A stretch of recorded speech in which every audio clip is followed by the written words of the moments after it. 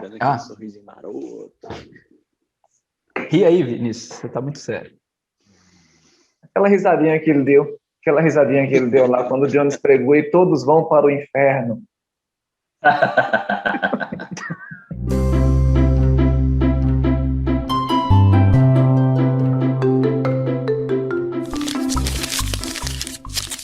E aí, pessoal, espero que vocês estejam bem. Nós estamos aqui, Papel de Pão, para mais um episódio. E hoje eu, Gustavo, Jones, Fernando, Vinícius Jordão e Wendel, para pensarmos a respeito de resolução de conflitos. O fato é que todos nós nos envolvemos em conflitos. Querendo ou não, eles chegam para nós. E como então que a gente deve lidar de maneira bíblica para resolver esses problemas de maneira a honrar, de maneira a bendizer o nosso Deus? E vamos lá, para a gente começar essa ideia aí.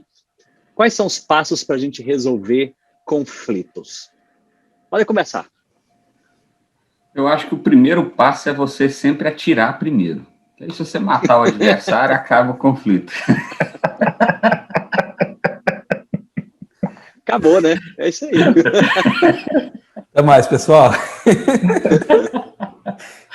Bom, Gustavo, falando sério, eu coloquei dessa forma porque eu acho que, por mais que a gente não expresse o que eu acabei de dizer, é por esse caminho que a gente acaba indo. Ou seja, a gente sempre tem uma vontade de diminuir, encerrar, às vezes até matar mesmo a pessoa ou a instituição ou a circunstância, quem está do outro lado daquele que nós estamos passando por conflito. Ô, Vinícius, então, vou te interromper aí, cara, porque eu lembrei de uma história, né, falando que a gente tá brincando aqui, exagerando, mas uma vez perguntaram para uma mulher muito crente, esposa de pastor, se ela já teve vontade de separar do marido. Ela falou, separar? Nunca. Mas matá-lo? Muitas vezes. Eu sou temente então, separar, não. Então, às vezes, esse é o ponto mesmo. E aí eu acredito que eu acho que a primeira coisa que a gente precisa ter em mente quando a gente fala de resolução de conflitos à luz do Evangelho é que certamente o caminho que nós vamos trilhar para essa resolução não é um caminho direcionado pelo nosso coração, mas é um caminho direcionado pelo próprio Evangelho, pelo próprio Espírito Santo. Então, eu acho que a primeira questão envolve a submissão do nosso coração. Como a gente vai encarar esse conflito? Como a gente vai buscar a resolução dele? A partir dos meus desejos, da minha ótica, ou a partir do Evangelho do Espírito Santo? Eu estou fazendo essa ressalva logo no início, porque eu sei que a gente vai desenvolver esse tema, porque talvez, para a pessoa que não entende que o Evangelho é aquilo que direciona o coração dela, e que o Espírito Santo é aquele que incomoda o nosso coração, para que a gente possa agir conforme o Evangelho, então não faz nem sentido, é para parar de assistir por aqui mesmo, que quer seguir a sua própria vida, viver conforme você quer, seguir o seu próprio coração, então, com certeza, não é essa a direção que a gente vai tomar aqui nesse papo de hoje. Boa. E aí, meus amigos, passos para a gente resolver conflitos? Vou deixar o Fernando. Eu estou aguardando o Wendel falar, porque o Wendel ele é mestrando em resolução de conflitos. Rapaz, então nós interpessoais. Aí joga a responsabilidade para o outro, né? Para poder resolver o conflito alheios. Essa é uma boa solução, né? Sempre jogar para o outro. Foi isso que o homem e a mulher fizeram, né? Lá em Gênesis foi exatamente isso. Síndrome de Adão, a culpa é do outro. É interessante que a Bíblia, a própria Escritura Sagrada, narra a existência de diversos conflitos, inclusive conflitos dentro da própria igreja. É utópico o pensamento de que a igreja é um lugar no qual não existem conflitos, porque a gente encontra na própria Escritura Sagrada o povo de Deus tendo esses conflitos. E por que eles acontecem? Eu acho que é uma pergunta interessante. Por que eles acontecem? Eu penso que Tiago responde isso de forma bem satisfatória, né? Tiago, capítulo 4, ele nos fala a respeito dos conflitos existentes entre vós, e ele questiona de onde procede. E aí ele vai responder que procede dos prazeres que militam na nossa própria carne, né? Do nosso coração endurecido, do nosso pecado. E isso aí vai desencadear em quê? Em inveja, vai desencadear em cobiça, vai desencadear em atos de injustiça, e por isso, então, os conflitos acabam acontecendo, existindo dentro da igreja. Como resolvê-los? Como resolvê-los? Eu penso o seguinte, eu penso que é preciso muito cuidado nesses conflitos, e é a segunda vez que falo sobre isso aqui, né, nesse nosso programa, porque nós temos que, às vezes, perceber se não somos nós os causadores do conflito, porque às vezes nós sempre imaginamos que os outros são os causadores do conflito e que cometem injustiças contra nós, mas muitas vezes os atos de injustiça podem ser nossos, e nós podemos justamente estarmos nos comportando como pessoas causadoras de conflitos. Tá? Então, é preciso fazer uma autoanálise, observar o seu coração, observar o seu pensamento, a sua conduta, para saber se você não é esse causador. Se for você, peça misericórdia ao Senhor, tome vergonha e mude a postura. Se for o outro, a Bíblia nos diz como é que nós temos que tratar. Nós temos que chamá-lo, tá? Nós temos que chamá-lo e conversar. Se não quer ouvir, nós chamamos a liderança e conversamos na frente da liderança. Se não, chamamos a igreja, né? E conversamos e apontamos o erro cometido. Se há conflito... Mateus 18, né? Mateus 18, exatamente. Se há conflito, ele tem que ser resolvido, tá? E para resolver, eu preciso de diálogo à luz da palavra do Senhor. Legal ter falado sobre isso, né? Porque isso não é ideia minha, mas eu gosto muito disso quando se fala a respeito de dois extremos que as pessoas tratam relacionados a conflitos e, claro, principalmente a ira. Quando esses embates surgem, e ele pode ser coisas tão pequenas, né? Eu lia a respeito de gente que brigava dentro de casa por causa de tubo de pasta de dente, a maneira como aperta o tubo. Eu falava, essa história, né? Que exagero. Até que uma vez eu atendi um casal que brigava por conta de tubo de pasta de dente. E assim, claro que não era só isso, né? Esse foi um dos pontos em que esse casal entrou em crise. Mas, voltando a falar aquela ideia, geralmente as pessoas reagem de duas formas principais. Aquelas que são mais introspectivas, caracteriza muito pela fuga dos problemas, né? O problema está acontecendo, o embate está acontecendo, seja na igreja, na casa, no trabalho, olha, eu não quero lidar com isso não, e deixa para lá. Só que o problema é que isso vai acumulando, né? Isso vai acumulando no nosso coração. Isso, de certa forma, nos deixa até, inclusive, adoentados, uma alma doente por conta disso. Mas tem os outros que partem para o outro extremo, que é o embate. A gente que não leva desaforo para casa. E como que isso é prejudicial? Porque a gente não fica doente, mas a gente adoenta outras pessoas. A gente fere outras pessoas. E aí o ponto da gente tratar com isso é equilíbrio, que é o que nós estamos falando aqui, que o Evangelho traz, que o Espírito Santo nos traz domínio próprio, mansidão, e é ele que trata o nosso coração, né? Eu acho que é bem nesse ponto. Daqui a pouco eu desenvolvo mais um pouco a respeito dessa ideia. Vai lá, Jones. Olha, eu tenho mais dúvidas do que respostas desse tema. Eu queria externar minhas dúvidas para vocês me ajudarem. Por exemplo, eu concordo contigo, viu, Gustavo, essa tendência de, às vezes, as pessoas se isolarem, né, e não quererem resolver o conflito.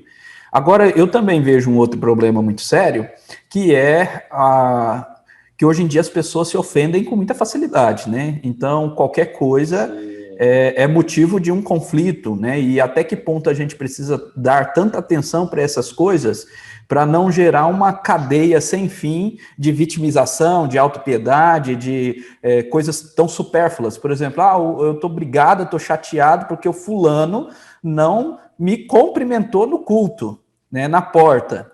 Aí eu fiquei irado com ele por causa disso. Aí vai lá, né? E aí, normalmente, na resolução de um conflito, você vai precisar de um intermediador, né? E você vai buscar a ajuda de um intermediador para resolver pequenos conflitos, assim. Claro que Mateus 18 nos orienta primeiro você ir e tentar reconciliar, e depois ir à procura de um intermediador. Então, primeiro você, depois você com o intermediador, depois você com o conselho da igreja, e por fim você com a igreja toda, né? Mas até que ponto ficar dando atenção a pequenos conflitos é benéfico ou não? Eu sei que pequenos conflitos depois pode gerar grandes brigas, né? Mas observe o tanto que as pessoas se ofendem com coisas tão supérfluas, né? E outra coisa e o conflito com o descrente? Porque eu entendo bem que aquele texto de Mateus, que Jesus fala, né, se você tiver uma oferta e tiver algo contra o seu irmão, né, deixa a sua oferta, vá primeiro, reconcilia com o seu irmão e depois você volta. Está falando de culto, está falando que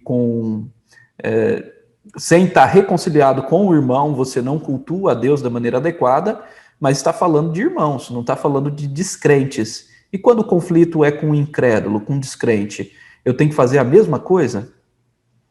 Vai lá, Wendel e Vinícius. Boa. Eu preciso pegar primeiro sua fala inicial, tá?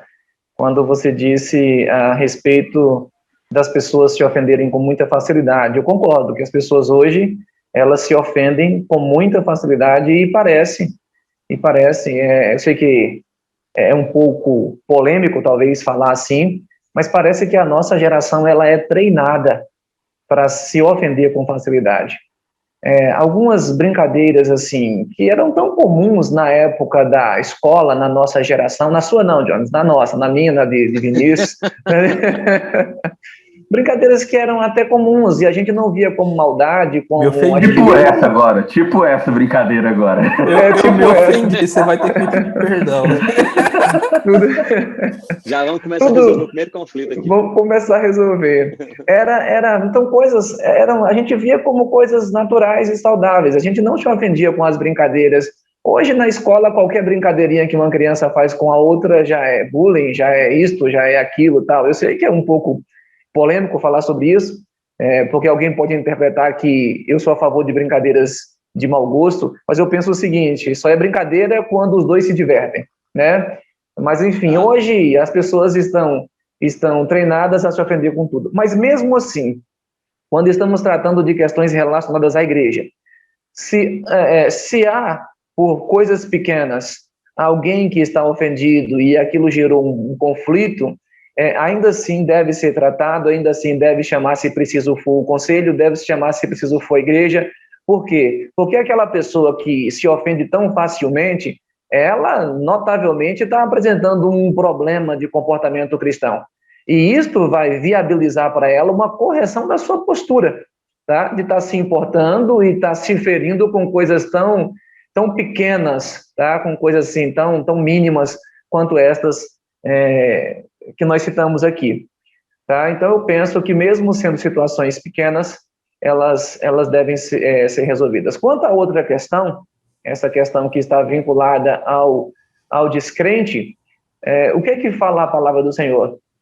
Se a minha interpretação está correta, no que depender de vós, tende paz com todos os homens, mas no que depender de mim. Eu não posso ser a fonte do problema entre o incrédulo e eu. Eu não posso ser aquele que guarda o rancor e não perdoa, tá? Eu tenho que ser aquele que é sal da terra, luz do mundo e tentar a aproximação, demonstrar o caráter de Cristo que foi estampado em mim, mas eu vou ter paz com essa pessoa, relacionamento com ela, vou tentar solucionar os meus conflitos com ela, mas isso aí é o que compete a mim. O que compete a ela de se relacionar comigo, eu não tenho como entrar em sua mente e coração e mudar alguma coisa. Excelente. Esse texto que o Wendel citou em Romanos 12, fala sobre isso, né? Eu quero ler aqui, versículo 18, fala, se possível, quanto depender de vós, tende paz com todos os homens. Nós começamos com uma condicional. Se possível, ele está olhando, às vezes, para o outro lado, porque tem gente que não tem como você ter paz com outra pessoa, que nós estamos falando aí, né? Mas a segunda parte que eu entendo aqui, o quanto depender de vós, isso aqui não é uma condicional. Isso aqui está falando para nós. Isso aqui é uma palavra para nós. O quanto depender de vós, e não é assim, eu já fiz tudo que eu podia, acabou, desisto. Não é assim, não. Enquanto isso depender de você, você vai ter paz com todos os homens. É interessante que ele termina dizendo aqui, versículo 21, não te deixes vencer do mal, mas vence o mal com o bem. Eu quero trabalhar um pouquinho, talvez vai fugir um pouco da pergunta do Jones aí, mas o que nós cristãos devemos ter na mente é que a gente vence o mal pelo bem. Isso aqui é muito claro, né? Todo mundo fala, não posso fazer o mal com o mal, vingança. O texto fala sobre vingança, Deus fala, a vingança pertence a mim e tal. Não vingueis a vós outros, a vós mesmos. Mas então, como que a gente lida com isso? Eu quero tentar trabalhar esse ponto aqui de maneira bem efetiva e prática. Como é que você vence o mal? Fazendo bem, né? Não deixes vencer do mal. Aquele momento que você pensou lá, né, na morte, sendo menos exagerado aqui, aquele momento que você pensou em retribuir, aquele que você falou coisa que não deveria, que você se irou e pecou, de alguma forma você foi vencido pelo mal, né? O mal, podemos falar aqui desse mal que habita em nós, pela carne, o maligno, o que for, enfim, você foi vencido. Isso aqui é uma ordem, não te deixe vencer do mal, mas o contrário, vence o mal com o bem. Então, a questão de resolução de conflitos que nós estamos falando aqui, pratica o bem. E bem é tudo aquilo que a palavra de Deus nos fala, a maneira como o cristão deve reagir e lidar com tudo isso. Eu trato esse ponto aqui, né, essa questão desse texto, muito com casais. Porque como que você vai ganhar o outro? Faz o bem. Né? O outro te desprezou, o outro falou que não deveria, o outro pisou no seu calo, o outro apertou o tubo. Cara, faz o bem, conquista, ganha essa pessoa.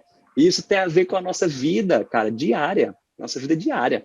Não é só dentro de casa. Faz o bem, porque Deus nos chamou para fazer isso. É a não retaliação, não vingança. Não é ficar emburrado.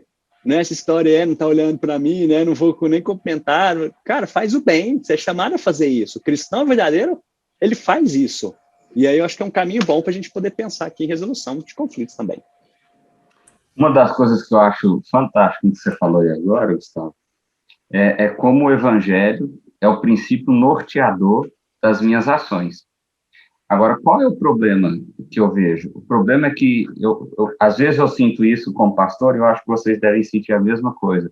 A gente está falando aqui, não me parece ser muito difícil entender o que a gente está dizendo aqui, ou seja, viva a partir do evangelho, tome as suas decisões a partir do evangelho, se há dúvida, pratique, decida a partir do evangelho.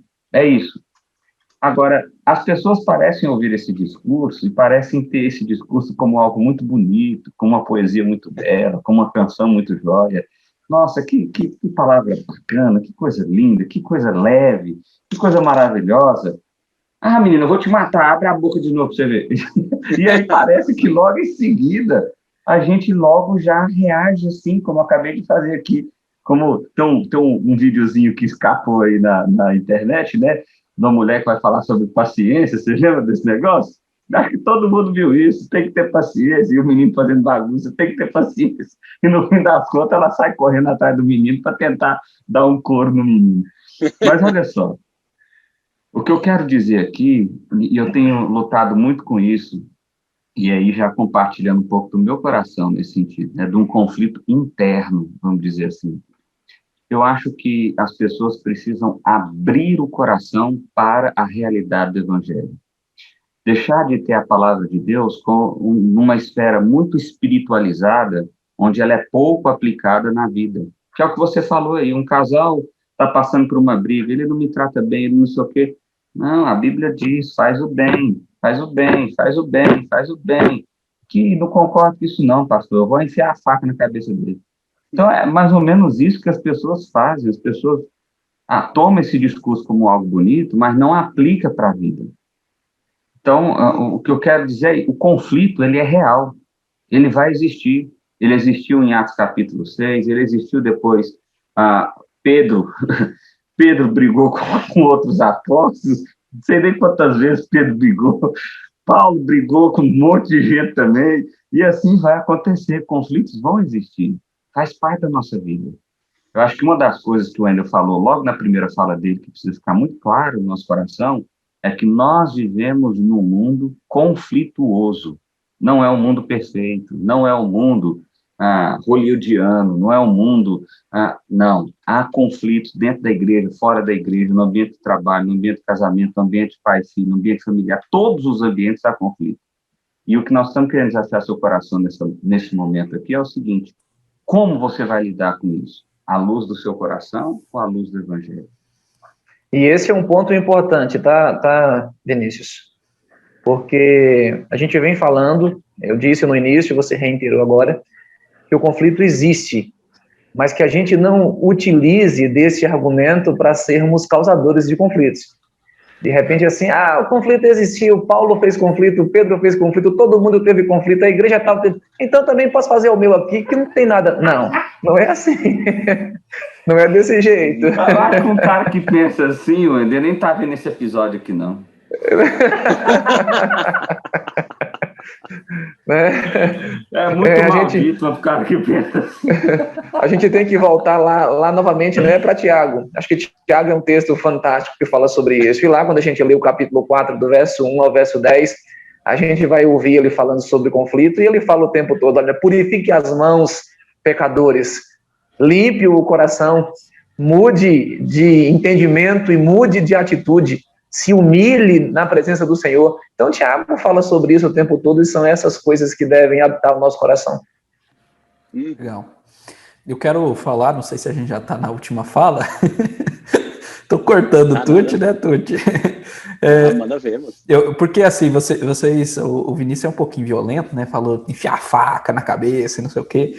Mas existe uma outra forma. O Rafa não tá aqui, eu preciso dar um pouco. Entendi. Mas existe outra forma de você agir errado no conflito, né? Que vocês mencionaram tantas, mas essa ainda não foi mencionada, que é a fofoca. Você tá tão chateado com a pessoa, tão magoado por causa daquele conflito que se instaurou, que ao invés de ir resolver com a pessoa, cumprir os passos bíblicos que nós falamos, fazer o bem, né, Gustavo, e não fazer o mal, a pessoa sai falando, espalhando para todo mundo que aquela pessoa faz isso, que aquela pessoa não sei o quê, que eu não gosto daquela pessoa, e a fofoca é terrível mesmo, né? Destrói igrejas, derruba ministérios e por aí vai. É aquela famosa prática, né, Jones? Vai para o culto de oração. Estou contando aqui, minhas irmãs, é para orar. Tem gente que fala, ó, eu não quero fazer fofoca não, mas eu preciso te contar, né? Porque é fofoca da igreja, você é a pessoa. Agora, nisso, Jones, eu preguei no texto recentemente, Atos capítulo 6, que mostra justamente o problema da igreja surgiu por causa disso. Viúvas estavam deixando de receber os alimentos. O texto não deixa claro se foi por negligência ou se foi por intenção ou coisa do tipo. O mais provável é que foi por desorganização mesmo, já que não tinha ninguém tomando conta disso. Mas começou uma fofoca. Um grupo se levantou e começou a falar. Porque a palavra lá, queixaram-se, é esse murmúrio que não é barulhento, mas ele é contínuo. Então ele foi começando a falar, até que tomou uma grande proporção. E observa como que os discípulos trataram isso. Eles chamaram toda a congregação, porque esse é um ponto importante que eu acho que a gente tem que observar na resolução do conflito à luz do Evangelho. O conflito à luz do Evangelho, ele gera união e não afastamento. Ele gera união e não afastamento. Porque a gente se afasta, seja por não querer resolver o conflito, ou a gente se afasta porque começa a aumentar a proporção desse conflito. Os discípulos chamaram todo mundo, a congregação inteira, falou, gente, o negócio é o seguinte, olha só, tem um problema, vocês vão fazer assim, assim, assim, e já vier com a solução, porque essa é outra coisa que eu acho que a gente faz muito. Minha avó dizia que a gente fica amassando barro, a gente fica andando na esteira. Quem falou? Por que falou? Como que falou? Que tom que falou? Fica falando só do problema, né? Só problema, nem perguntaram não sobre isso. Então, gente, qual que é o problema? É esse? Então, vamos apresentar a solução. Qual é a solução? A solução é essa. Então, vamos lá, vamos resolver. E eu vejo isso em casais, por exemplo, como o Gustavo disse aqui. Tem casais que ficam remoendo, fica remoendo. Chega um momento que eles nem estão sabendo mais porque que estão discutindo. Só há o sentimento de raiva um pelo outro. Mas o motivo, a causa, já são tantas que ela nem é mais a razão da discussão. Então, eu acho que, à luz do Evangelho, nós encaramos o problema. Nós lidamos com o problema. Bom. Mas a partir daquilo que o Wendel já disse aqui, do texto de Tiago, a partir do que já foi dito no texto de Romanos, então, é fazendo bem, é limpando o coração, limpando as mãos, é agindo em amor, é pedindo perdão, é perdoando. Então, é a luz do Evangelho, o Evangelho direcionando os passos, direcionando a maneira de falar, direcionando cada decisão. Legal. Excelente. Eu tinha falado sobre a ira, né? Eu creio que esse é o meio termo aqui. E foi interessante que o Jones falou a respeito de que, às vezes, vai ser necessário um intermediador nessa história. Que a gente já está tão desgastado que não consegue mais conversar. Então, procura alguém da sua confiança para ajudar, procura o pastor da sua igreja para te ajudar na resolução. Geralmente o pessoal chega já só para dar cartada final, né? Fala, ó, acabou, tô processando, tô separando. Cara, procura ajuda. Procura ajuda nisso, né? Por aí. Rapaz, procura ajuda de alguém que pode te auxiliar nessa história, mas trata o problema, né? Faz o mal, não faz o mal, faz o bem. Não faz o mal, não. O mal é não. Exato. Procura o bem, cara. Se santifica sua vida, procura uma vida. Cara, desenvolve o fruto do Espírito na sua vida, que vai dar tudo certo, né? Que fala amor, bondade, mansidão, domínio próprio. Desenvolve isso na sua vida que já é quase todo o problema resolvido, né? É isso, gente. Querem falar mais alguma coisa? Acho que os passos iniciais aí a gente caminhou aqui, né? Se quiser saber mais, está precisando resolver conflito aí, procura a gente também, se precisar de intermediador. Eu queria falar uma última coisa, que seria o seguinte: busque ao Senhor. Ótimo. Busque ao Senhor, busque ser cheio do Espírito Santo, como você, usando o gancho aqui que você acabou de falar, Gustavo. Busque ser cheio do Espírito Santo, que eu acho que isso vai fazer com que você entre em menos conflito. Você não vai precisar resolver conflito, porque você vai entrar em menos conflitos, uma vez que seja o Espírito Santo guiando seus passos. Excelente. Minha palavra final são duas, na verdade, uma direcionada a você que ouviu e está ouvindo, né, este programa, e é membro de uma igreja evangélica. Inicialmente, a minha palavra é para você. Você precisa saber que você foi chamado para ser uma pessoa que é dada a resolver conflitos. Você foi chamado para isso. A Bíblia Sagrada nos mostra vários textos nos dizendo lá, olha, aconselhai uns aos outros, admoestai uns aos outros, enfim.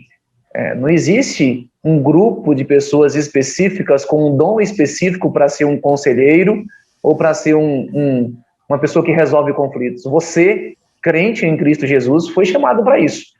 Tá? E a minha segunda palavra é para você, que ainda não é membro de uma igreja cristã, que não professou a tua fé em Cristo. Eu quero te dizer que uma única coisa é suficiente para você resolver os teus conflitos. Cristo Jesus, o nosso Senhor. Ele é suficiente para resolver todos os teus conflitos. Boa. Pessoal, muito obrigado por esse tempo juntos aí. Deus abençoe muito a vida de vocês. Valeu. Até o próximo programa.